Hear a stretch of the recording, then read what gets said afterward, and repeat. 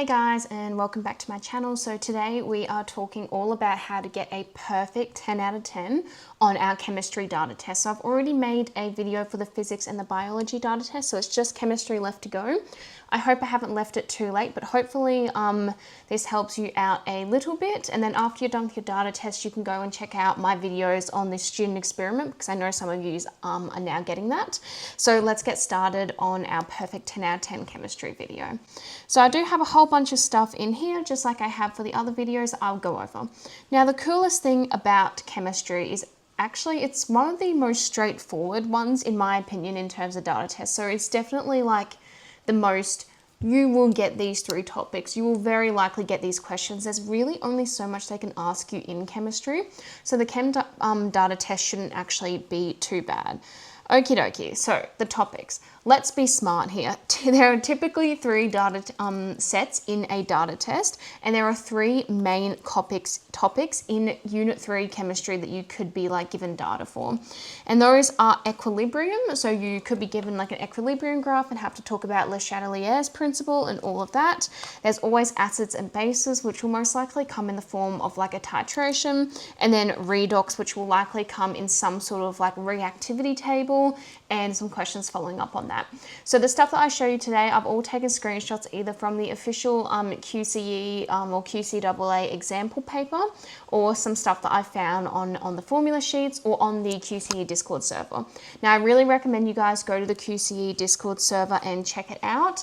Basically, like, they have a billion resources on there, and I had a look through all of them. And if you do all of the data test practice questions that they have in their resource folders, you will basically cover everything. As I said, there is not much that they could actually ask you on this exam, and everything that I could even think that they could ask you is somewhere in that QCE Discord server. So I definitely recommend you jump on there. I'll leave the link in the description and in the comments so you guys can join up. Other than that, let's just get started on what you could possibly be asked. So the first thing that I am going to talk about, we'll just go in order, is equilibrium. So equilibrium was definitely my favorite, because it's like in terms of data test questions, just because I really did understand it.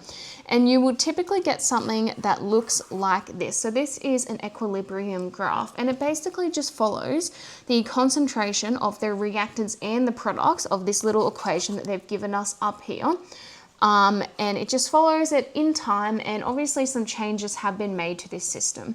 So it might be a temperature change, a concentration change, a pressure or volume change, anything like that.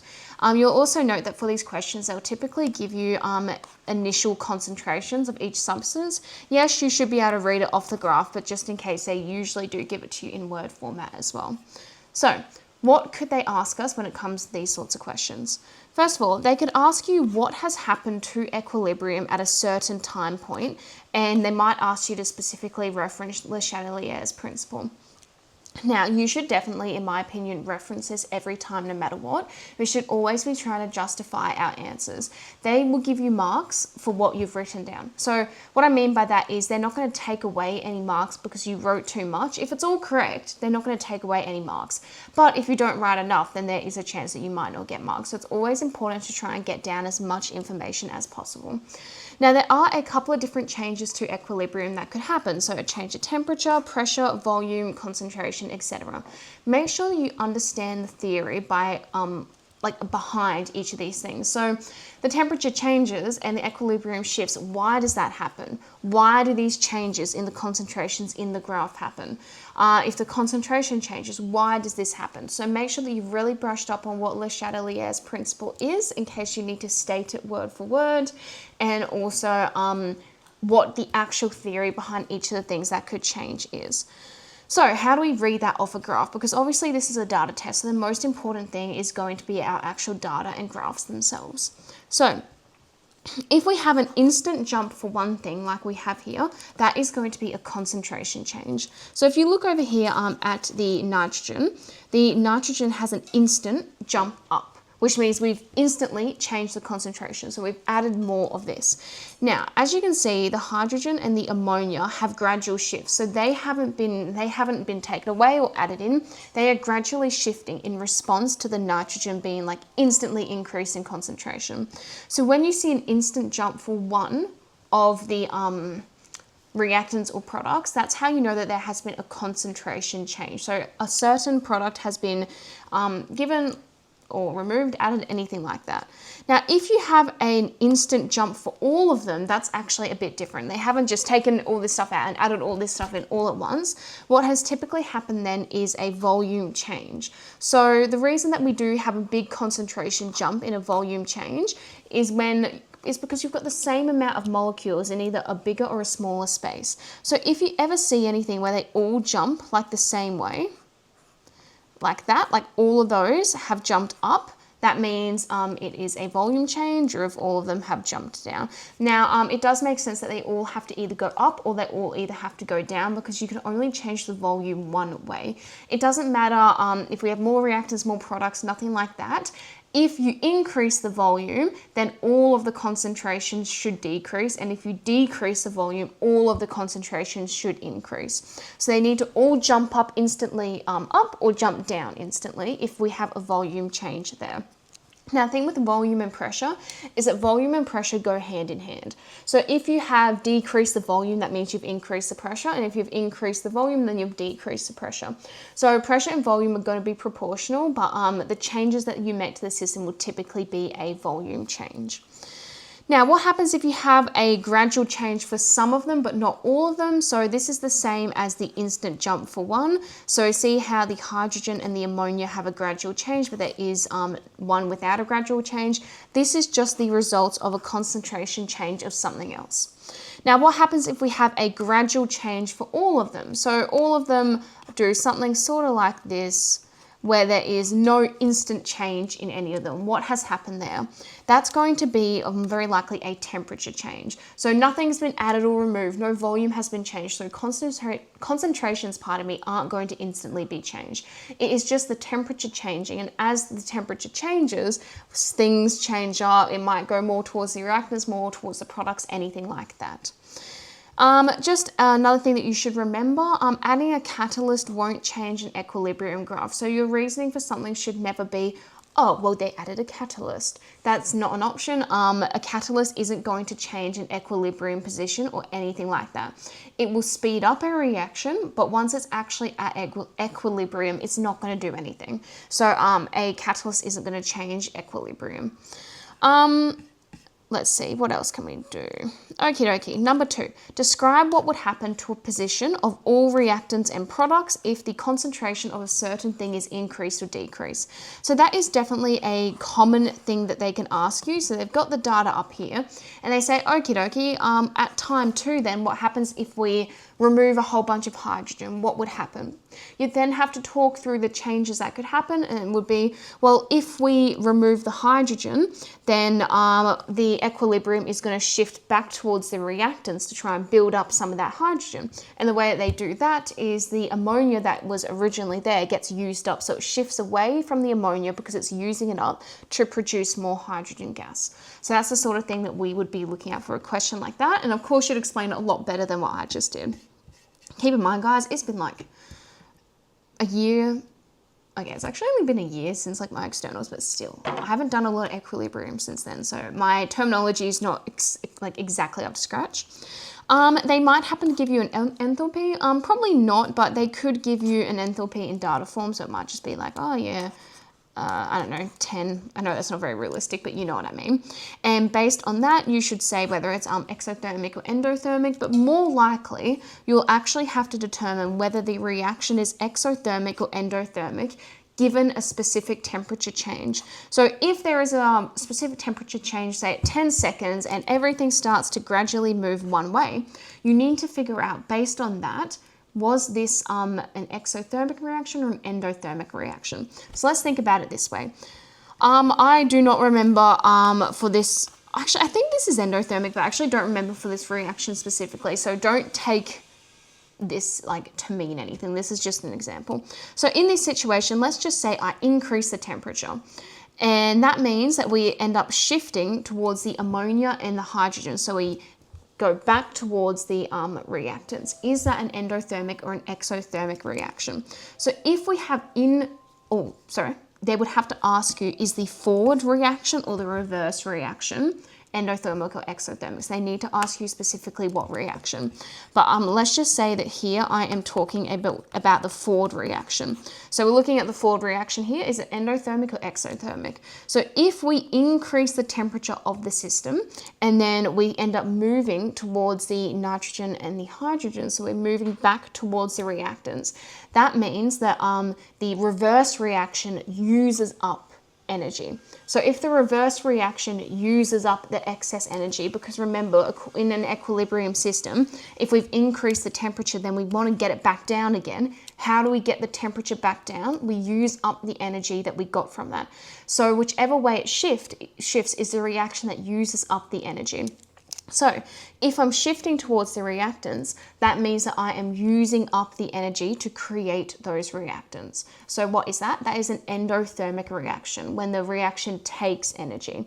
So if the reverse reaction is endothermic, that means that the forward reaction must be exothermic.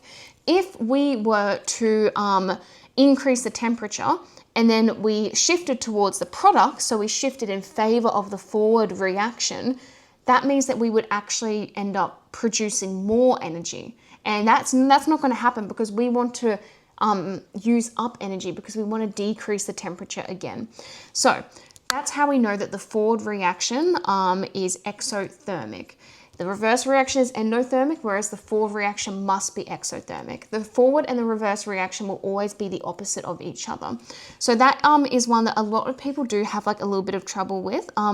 But yeah, just work it through, do a couple of questions, get a couple of scenarios, even if that means going on like the Discord server and saying, hey, can someone please give me a scenario and I can practice on it? Like, people would be willing to do that. Another thing that you might have to do is calculate an equilibrium constant as at a certain time. Now just remember here that the trick is that the only thing that actually affects the equilibrium constant is temperature. So maybe they'll get you to do it twice and then say, okay, well, based on this change in the equilibrium constant, has temperature increased, decreased, what has happened, anything like that. The other thing that they could ask you to do is actually to calculate the reaction quotient at a specific time. So if you remember, the reaction quotient is basically just the equilibrium constant. It's the same calculation, it's just not at equilibrium. And what you can actually do there is say it just cuts off. So we've got the graph here and we've got something going on here and something going on here, something going on here, but they haven't actually reached equilibrium. They haven't plateaued yet. What do?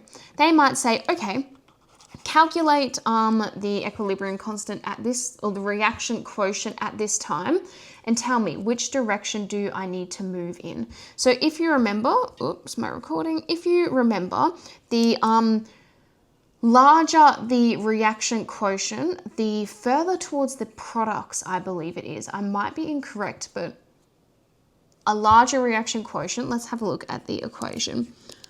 Okie dokie, yes. So if the products are larger than the reactants, then we end up with a larger reaction quotient.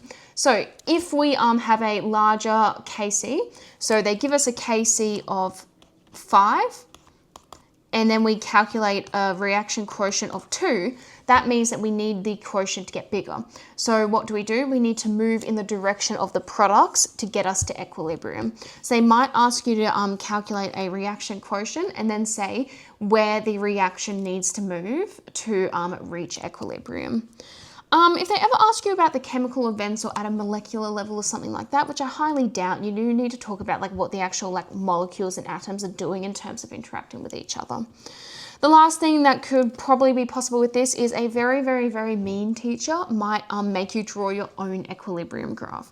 So they might cut it off here and say, okie dokie, so we are actually going to increase the concentration of ammonia. So draw that in, and then you need to draw what the products and reactants are going to do after that. So this would be very mean, but it is possible. Now, what you can do is get the final equilibrium concentrations right using an ice table. So if you don't know what that is, I'd get your teacher to go over that, and then make sure you get the plateau at that point, and then from then on just estimate the gradual curve up or down until that plateau. But yeah, that would be a very horrible teacher if they made you do that, but it is a possibility, so I definitely recommend doing a little bit of practice. This here is a screenshot from the formula book, and this is the relevant part of the formula book for equilibrium. So up here we've got our Kc, so that's our equilibrium constant. We then get the Kc of water, probably not as important for this. We've got some calculations for pH and pOH, and then some more equilibrium constants. So this here, equilibrium constant of water is equal to the equilibrium constant of the acid dissociation and the base dissociation multiplied. But these 3 or 4 here are really, actually, these whole ones down here are more relevant to the acid base section of this. But yeah, the definitely the relevant ones for these equilibrium, like straight up ones, is this top one here. And just remember that the reaction quotient is actually the same as the equilibrium constant. It's just at a different point in time. Okie dokie, so that is actually a nice segue into our acid and base thing here with our titrations. So acid and base is a big topic in Unit 3 chemistry, and basically guaranteed that your data test will have a titration in it. So it's really important that you understand them because they can be quite tricky. But yeah, let's start talking about this. So let's just say we've got our titration graph here. These are the really common questions that they could ask you. So figure out the equivalence point and then the half equivalence point, and make sure that you know what those actually mean in like chemical terms. Talk about indicators. This would be a massive one. Which indicator is suitable for this titration? So you need to go back to this little table here and figure out what your pKa is here, which I believe, I could be wrong because it's been a long time, but I believe the pKa is at this half equivalence point there, something like that. So you figure out what your pKa is and like the pH range of the color change, and sort of figure out which one is the best for these. So some common ones would be like phenolphthalein. So that's the one that goes from like colorless to pink. So that's what a lot of us use in like our strong acid, strong base calculations. Other than that, there's nothing more really to the indicators. There's nothing else they can really get you to do other than like just pick one, like identify one. Some of them will be super obviously not it, but the goal is just to pick the one that has the closest pKa and pH range of a color change as to what you have as possible. Another thing is you might need to calculate the concentration of this acid. So that is like the whole point of titration curve. So it's very, very likely that they could ask you that. So things that they might need to, or should do, is they should tell you that it is monoprotic just to make your stoichiometric ratios correct. Besides, if it was di or triprotic, the titration curve would look a little bit like this instead. It would look more like that. So we do assume that it is monoprotic, but just make sure that you double check what the question says and make sure that the graph is definitely indicating a monoprotic acid, just because they'll mess up like your calculations. They will also need to give you the other data. So this is a 0.1 molar concentration of NaOH, and you originally had 25 mils. You then need to look at the mils of the titrant, which is the acid in this case, and then calculate the concentration based on, what is it? I know we got CV equals CV, that sort of thing. So C1V1 equals C2V2, and then it is something like C equals moles over volume. So those are our sort of like our concentration, volume, moles sort of calculations or formulas that we need to know for that one. You could be given some pKa data, so like this above, they've given us a little table here. You might need to calculate what the pKa actually is. See how they've got a blank here. And then you might need to order things in terms of like how strong the acid is, or pick the most acidic or the most strong, like the highest strength, and calculate pKa and that sort of thing. Now I believe that we have got, here's the molarity over here. Concentration equals N over V. So that is in your formula book if you forget your concentration formula. Otherwise, what was I talking about? Oh, pKa. They should explain. pKa, okay, I'm surprised it's not in here, but pKa is just the same as pH, but instead you are using, instead of like the hydrogen ion concentration, you are using the Ka. So any Ka and Kb calculations or formulas are in your formula book. Ka is for the dissociation of an acid, and then Kb is for the dissociation of a base.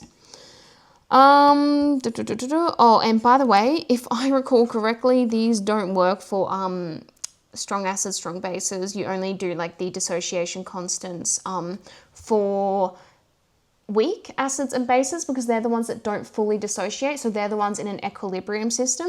A strong acid or a strong base will fully dissociate, so it's not actually in equilibrium. It goes like the full complete reaction. So you only do these if it's a weak acid or a weak base. Yeah, that's a bit surprising, but yeah, okay. The other thing you could do is identify the relationship between pH and half equivalent point, calculate pKa, etc. As I said, the biggest things that you need to know, especially in terms of the formula book, is definitely your table of like your indicators, C equals N over V, and then like your pKa's, Ka's, those sorts of things there. Titrations are definitely the most tricky things, I reckon, that are in this data test. Just make sure that you do practice a lot of the questions, especially doing things like calculating the unknown concentration of the acid. You might be given a list of acids with like a list of pKa's or something like that, and then you need to calculate the pKa of this and then identify what acid it is based on that list, something like that. But definitely practice your titration questions. The last main thing that could be on this data test is definitely like our redox. And it will typically come in the form of a table like this. So we've got two tables here that I am showing you. And it's going to be about like the standard reduction potentials of like unknown metals, or like the potential differences from galvanic and electrolytic cells, things like that. Now, they definitely could ask you this, even though I know it doesn't feel data-y, it definitely is suitable for a data test. So this is the sort of thing that you would need to be doing for these redox things.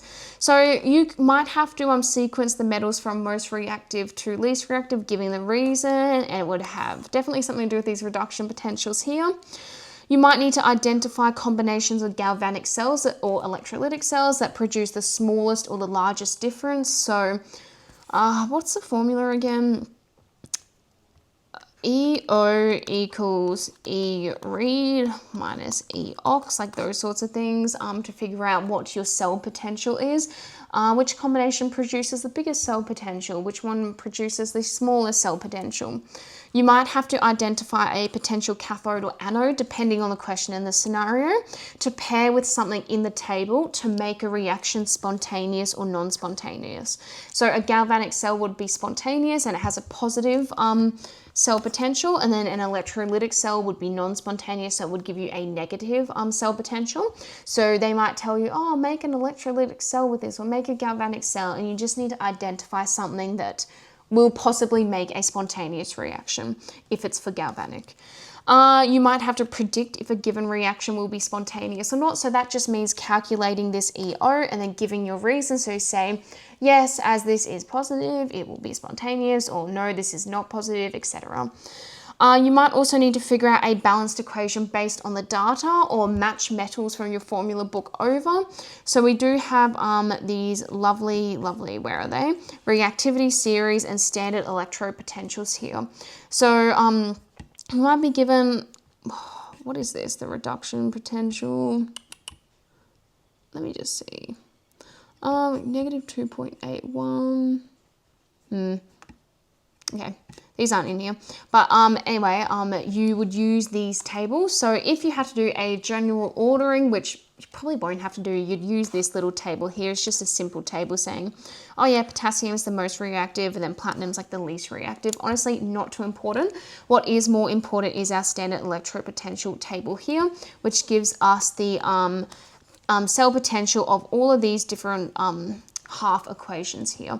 So this is where you would get your information for, where is it? This little equation up here of the cell potential reduction minus the cell potential of oxidation. So I believe that these are our reduction potentials. If I'm correct, I'm pretty sure they're the reduction potentials. wait, what is this? Reduction is gain. Yes, okay, these are reduction potentials.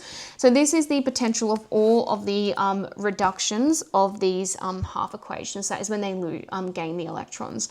If you wanted the cell for the oxidation, then all you need to do is switch the sign. So you would switch the equation around, which means you'd also switch the sign of the reduction potential to make it the oxidation potential or whatever. So say my silver here is going to actually get oxidized. I would change it to go this way, and then it is originally plus 0.8, so I would make it negative 0.8 volts. So that is how you would figure out the values that you need for this. So these are the reduction potentials only, not the potentials of a cell. Now these half equations, you need to combine them to make your galvanic or electrolytic cell. Just putting it out there, not all of these combinations are going to work. So for example, if I try to, I don't know, let's just say I want to oxidize potassium and then reduce lithium, I would have negative 3.04, and then I would be subtracting a positive, because I would flip it over to oxidize the potassium. I would be subtracting a positive 2.094, and as you can tell, this is going to get us a very negative number, so that is not going to be spontaneous. We would need to input energy to make that happen. It's not going to work. So you need to make sure that any of your combinations, if you're trying to do something spontaneous, it needs to end up something positive. I'll give you a hint. These would be the things that you would reduce, the negative reduction potentials, and these would be the ones that you would oxidize with the positive potentials down there. Because, have I done that wrong? I'm just wondering. No, I don't believe I have. No, I haven't. We're all good. We should be fine. As you can tell, it's been a really, really long time. But yeah, so just make sure that you know how to use this table properly. If you're ever unsure, please talk to your teacher about it. This can be super duper confusing. I was all over galvanic cells, but I definitely found electrolytic cells confusing sometimes. There were just some certain things that I just did not get about them. And of course that comes into this table. So please make sure that you do understand this. And if you do need help, talk to your teacher about it. You might also be given things here like the absolute uncertainty of the mean and all that. Just remember, this is a data test. They can ask you about data processing. So we've got this little part from the formula book here that tells you how to do the uncertainty, percentage uncertainty and percentage error. Isn't it so nice that chemistry gives you the uncertainty formula but physics doesn't? I don't know why, but it just is the case. So be prepared to possibly have to use these as well. Overall though, just remember these formulas for these ions here might also become relevant at some point. They are in the back of your formula book. I know that was a lot, and I know that was a lot of yap, and I do know that I'm not 100% brushed up on some of these topics, especially our galvanic cells in this table.